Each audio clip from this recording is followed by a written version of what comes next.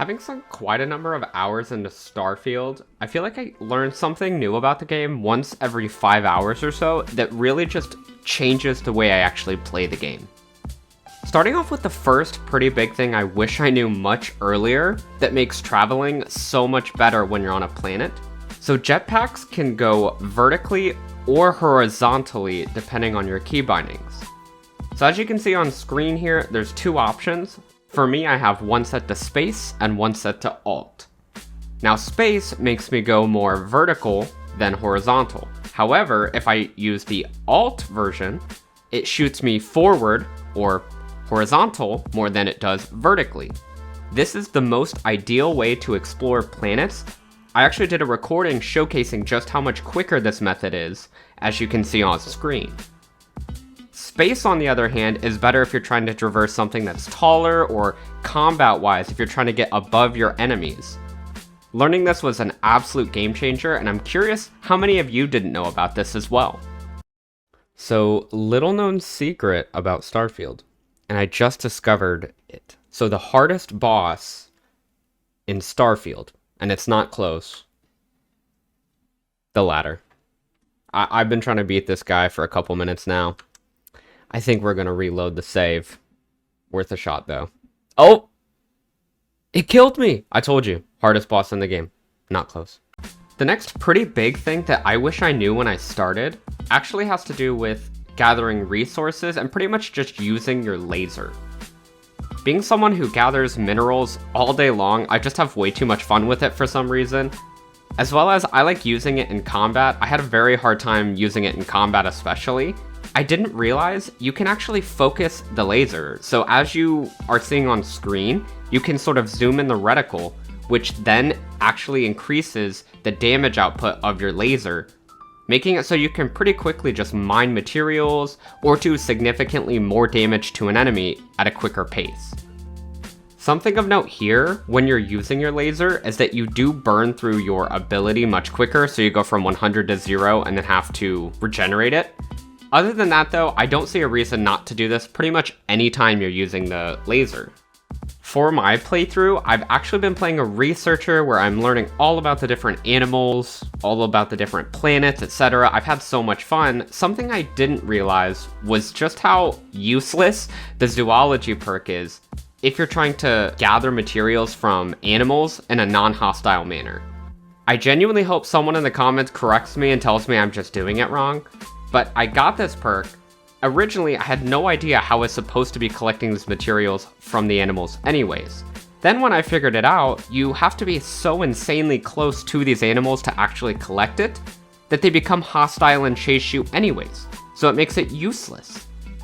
I really hope that they get this fixed. However, my point being, if you were someone like me trying to gather materials from animals without having to kill them, this perk is a waste of your time, and I don't know a way to do it, unfortunately. Nothing quite like the back of Sarah Morgan's head. Am I right? Also, when you're going to different planets, something I didn't realize until much later is it has indicators of the factions that are going to be relevant there, so you know generally what you're going to be running into. The levels for the different planets, so you realize how difficult they are, as well as if you're trying to farm XP or something, you can go there and fight the animals. And you can scan the planets to see what minerals are there.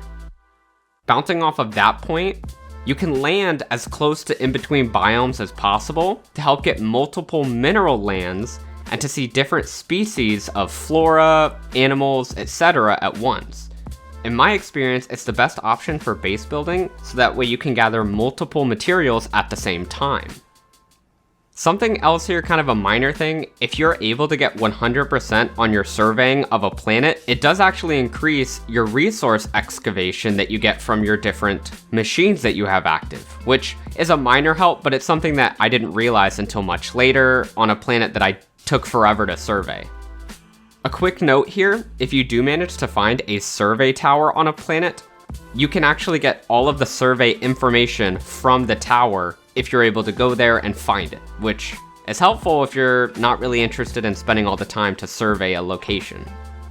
Now, another thing worth mentioning is if you're like me and you burn through ammo insanely fast, I don't recommend buying it because you're just gonna spend all of your creds on it, which is kind of a waste of money in my opinion. But rather, I recommend having several different weapons that you can kind of siphon through over time, mixed with investing perk points into the scavenging skill. This will allow you to find ammo more frequently to help make up for the fact that you burn through it. Now, the next point I wanted to talk through is how important skills are in this game. So there's two things about skills worth mentioning. Skills are king. They essentially allow you to do things. Without them, you're just not able to. For example, planetary habitation. You're not able to habit certain planets with your outposts, and for me that was a big deal, until you put perks into the skills. So making sure that you delegate skills to the things you're trying to do is very important to having a fun experience. I wasted several perks not realizing this as much, and so it did halt my progress a bit until I actually understood how this works. Piggybacking off of this point is the second portion, which is skill progression is earned. Once you put a perk into a skill, you do have to do some guideline to allow you to be able to put additional perks into that skill. What this means for you is I recommend not trying to max out a skill all at once, but rather I recommend putting perks into different things that you're going to eventually want to finish, because then you can sort of progress through the different requirements as you're playing, especially for some like go into 20 ship combats. For me, that took forever. Or use 30 unique parts in building a ship. Again, that's something for me that took a while. So instead of holding on to perks until I got that finished, it makes more sense to progress, oh, I'm trying to work on my O2 or my jetpack, etc. The last tip I wanted to give involves surveying. So occasionally what'll happen is you'll be surveying a planet. You'll see that every location says it's 100% completed. However, the survey says you're missing out on an animal. Well, and a great example of this is Aquila. What you can do here is land on the coast. It'll essentially be a location very close to water, and it'll say in parentheses coast. Then you simply go to the ocean area nearby, and the animal's actually in the ocean. This is something that is not explained well pretty much at all. And for me, it made it so I could not analyze Aquila properly for a number of hours. So I thought that it would be useful for anyone else who, like me, loves to survey the different planets. I hope you enjoyed the video. Did any of you know all of these? And if so, what are your guys' tips and tricks? Now, this is everything I had planned for the day. I hope you enjoyed the video. If you did, leave a like, consider subscribing. Stay safe.